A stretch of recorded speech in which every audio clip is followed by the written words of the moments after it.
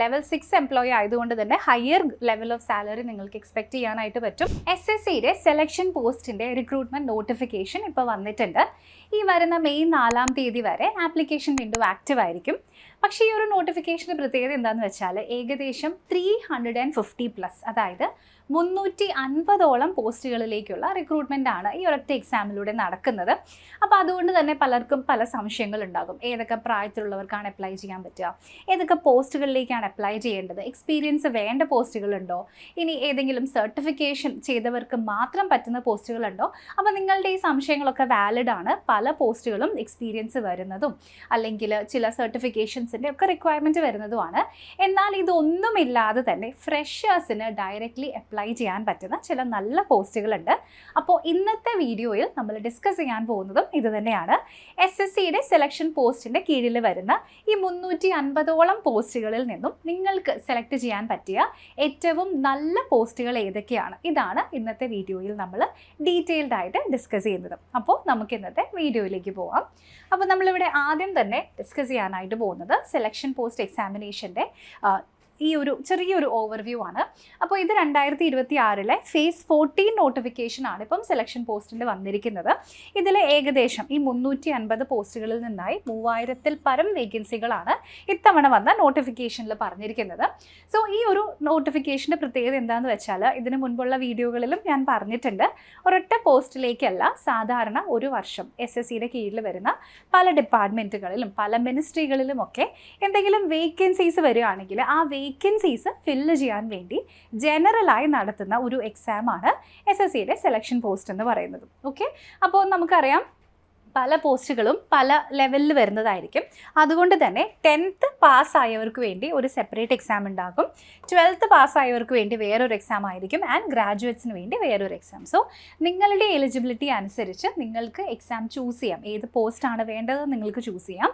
ആ പോസ്റ്റിന് വേണ്ടിയിട്ടുള്ള എക്സാമിൽ എന്നിട്ട് നിങ്ങൾക്ക് അപ്പിയർ ചെയ്യാം. ഓക്കെ, അപ്പോൾ ഇവിടെ മറ്റുള്ള SSCയുടെ എക്സാംസിൽ നിന്നും കുറച്ച് ഡിഫറൻസ് ഇതിൽ വരുന്നുണ്ട്. ഇത് തന്നെയാണ് അതിൻ്റെ പ്രധാനപ്പെട്ട ഒരു ഡിഫറൻസ് എന്ന് പറയുന്നത്. സോ ആപ്ലിക്കേഷൻ ഏപ്രിൽ 13-ാം തീയതി ആയിരുന്നു വന്നിട്ടുണ്ടായിരുന്നത്.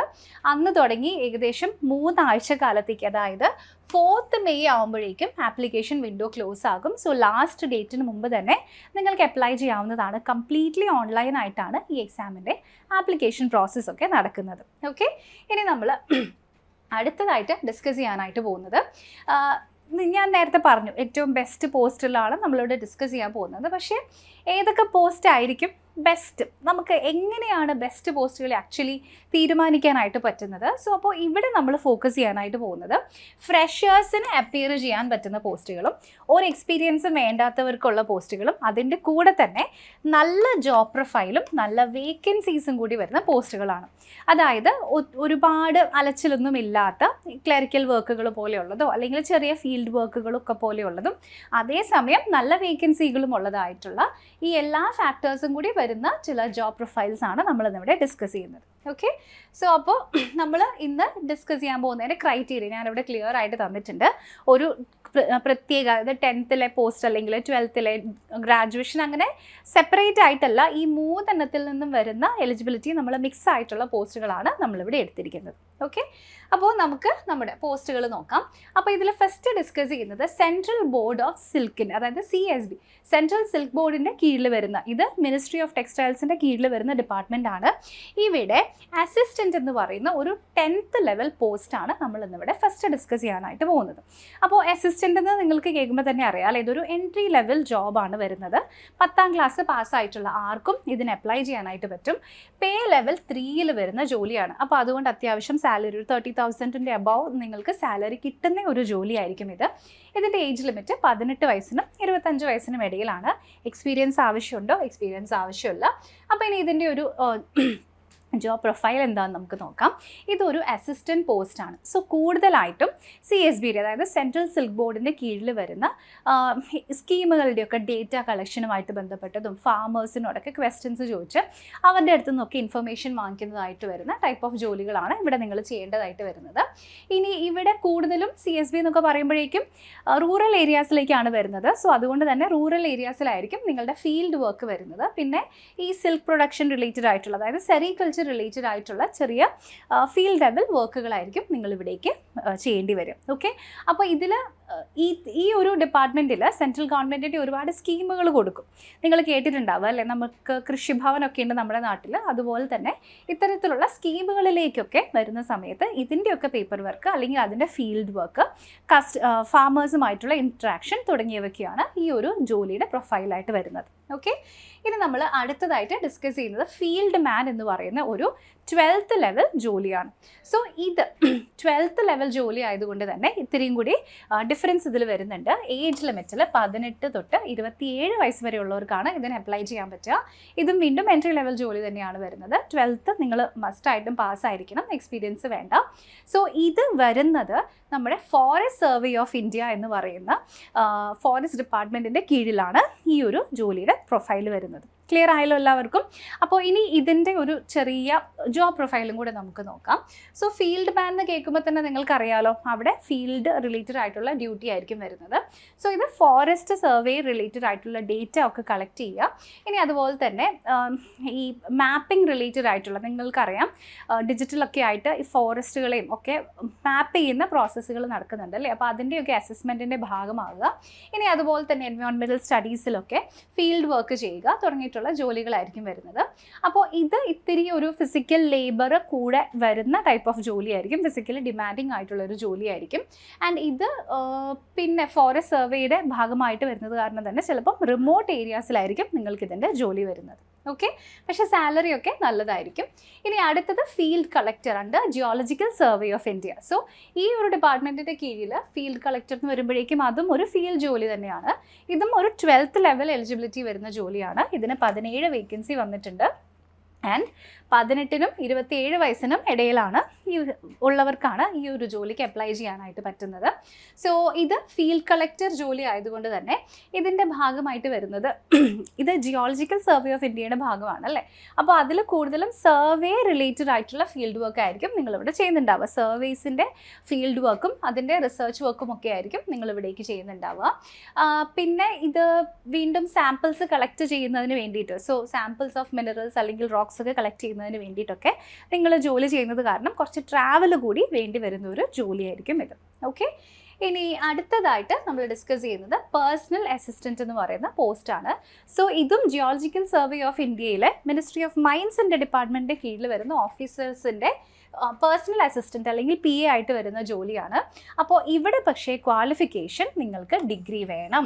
സോ ഡിഗ്രിയിൽ ഏത് സ്ട്രീം ആണെങ്കിലും കുഴപ്പമില്ല, ഡിഗ്രി ഉള്ളവർക്കാണ് ഇതിന് അപ്ലൈ ചെയ്യാനായിട്ട് പറ്റുള്ളൂ. ഓക്കെ, സോ ഇതിൻ്റെ സാലറി തന്നെ വരുന്നത്, സ്റ്റാർട്ടിംഗ് സാലറി തന്നെ വരുന്നത് ലെവൽ 6 എംപ്ലോയി ആയതുകൊണ്ട് തന്നെ ഹയർ ലെവൽ ഓഫ് സാലറി നിങ്ങൾക്ക് എക്സ്പെക്റ്റ് ചെയ്യാനായിട്ട് പറ്റും. ഇതിന് 51ഓളം വേക്കൻസീസ് വരുന്നുണ്ട്. ഓക്കെ, അപ്പോൾ അത്യാവശ്യം നല്ല സാലറി 60,000 പ്ലസ് തന്നെ സ്റ്റാർട്ടിങ്ങിൽ നിങ്ങൾക്ക് സാലറി കിട്ടുന്നതായിരിക്കും. ആൻഡ് ഏജ് ലിമിറ്റ് നിങ്ങൾക്ക് ഇവിടെ കാണാം, 30 വയസ്സ് വരെ ഉള്ളവർക്കാണ് അപ്ലൈ ചെയ്യാനായിട്ട് പറ്റുള്ളൂ. ക്ലിയർ? സോ പേഴ്സണൽ അസിസ്റ്റൻ്റ് എന്ന് പറയുമ്പോഴേക്കും ഡെഫിനറ്റ്ലി അവരുടെ മീറ്റിംഗ്സ് ഒക്കെ ഷെഡ്യൂൾ ചെയ്യുക, അവരുടെ ഓഫീസ് റിലേറ്റഡ് ആയിട്ടുള്ള കാര്യങ്ങളൊക്കെ ഹാൻഡിൽ ചെയ്യുക, കോർഡിനേറ്റ് ചെയ്യുക തുടങ്ങിയതാണ് സാധാരണ PAകൾക്ക് വരുന്ന ജോലി തന്നെയാണ് വരുന്നത്.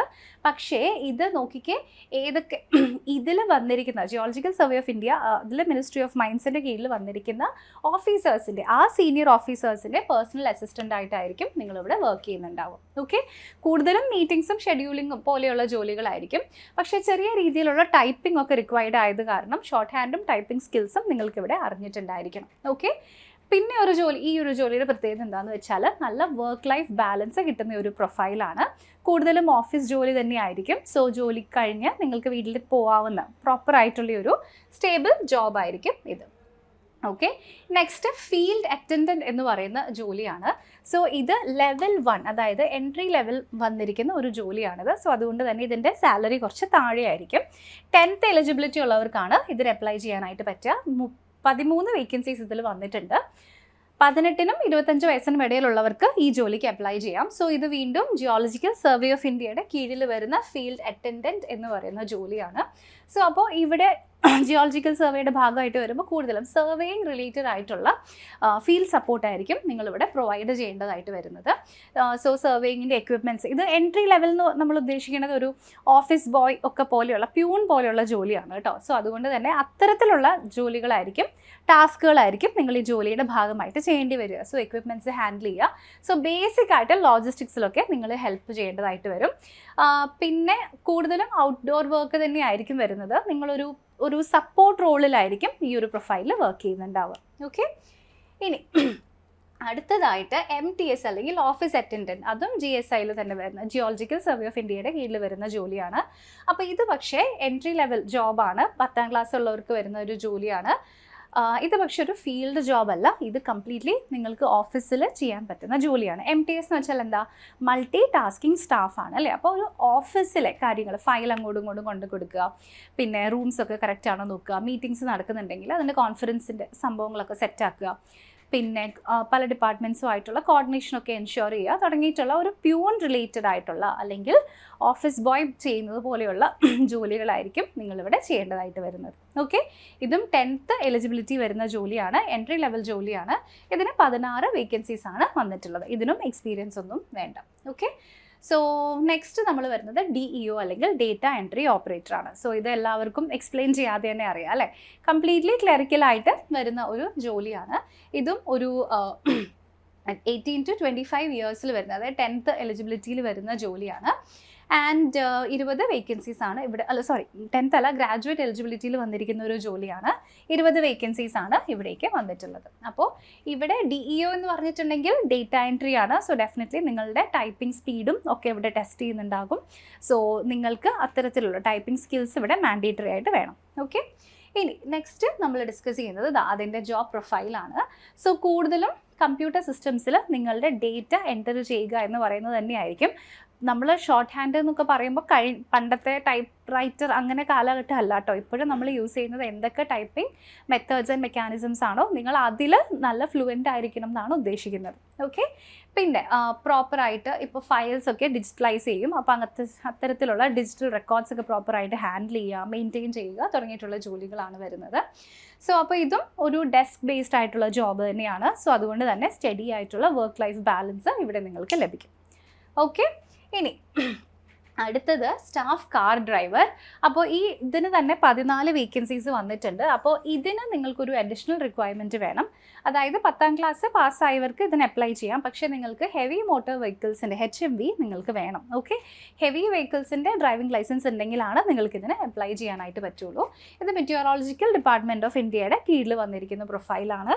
സോ ഇവിടെ എക്സ്പീരിയൻസ് വേണമെന്നില്ല, പക്ഷേ ലൈസൻസ് റിക്വയർഡ് ആണ് എന്ന് ക്ലിയർലി തന്നിട്ടുണ്ട്. സോ ലൈസൻസ് ഉള്ളവർ ഇതിന് അപ്ലൈ ചെയ്യുക.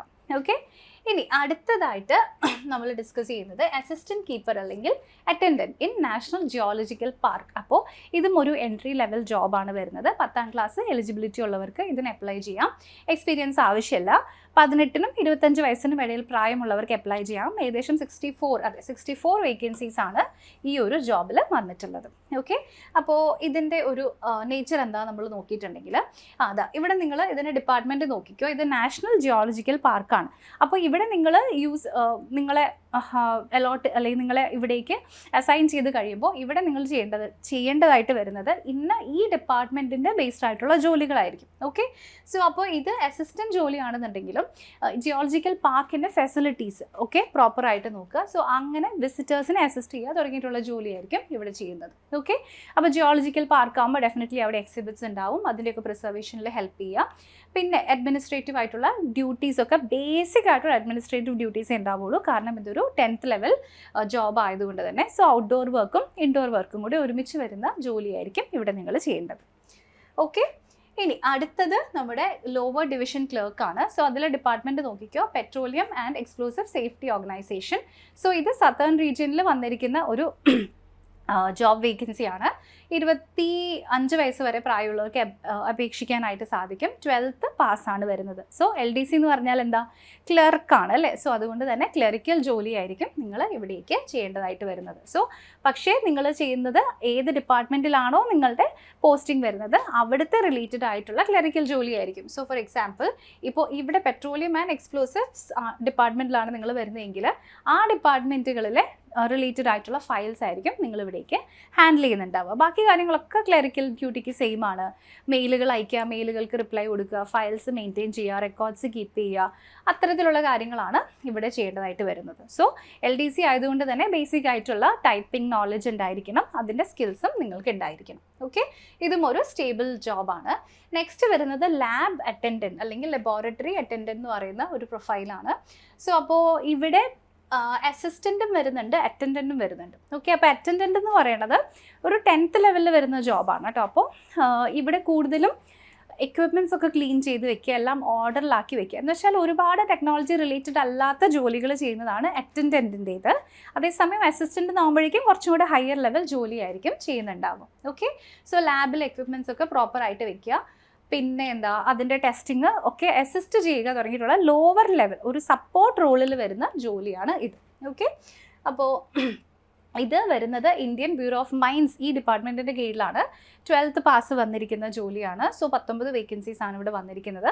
27 വയസ്സ് വരെയുള്ളവർക്ക് ഈ ജോലിക്ക് അപ്ലൈ ചെയ്യാനായിട്ട് സാധിക്കും. ഓക്കെ, ഇനി അടുത്തതായിട്ട് നമ്മളിവിടെ പറയാൻ പോകുന്നത്, ഞാനിപ്പോൾ പറഞ്ഞിരിക്കുന്ന ഈ പോസ്റ്റുകളിൽ ഒന്നിനു പോലും ഇവിടെ എക്സ്പീരിയൻസ് ആവശ്യമില്ല. പക്ഷേ ഡ്രൈവറിൻ്റെ പോസ്റ്റിന് മാത്രം ഹെവി മോട്ടോർ വെഹിക്കിൾസിൻ്റെ ലൈസൻസ് ഉണ്ടായിരിക്കണം. അത് മാത്രമാണ് റിക്വയർമെൻറ്റ്സ് ഉള്ളൂ. അപ്പോൾ ഇതെല്ലാം തന്നെ ഫ്രഷേഴ്സിന് ഓപ്പൺ ആയിട്ടുള്ള റോളുകളാണ്.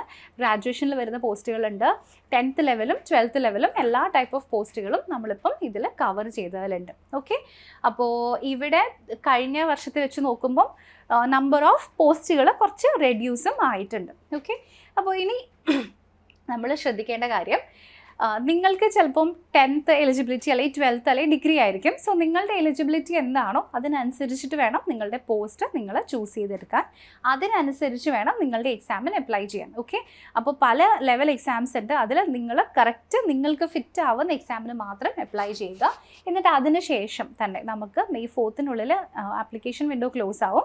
അപ്പോൾ എത്രയും പെട്ടെന്ന് തന്നെ നിങ്ങളുടെ പ്രിപ്പറേഷനും ഈ എക്സാമിന് സ്റ്റാർട്ട് ചെയ്യുക. ഓക്കെ, അപ്പോൾ ഇത്രയാണ് ഇന്നത്തെ ഈ ഒരു വീഡിയോയിൽ പറയാനുള്ളത്.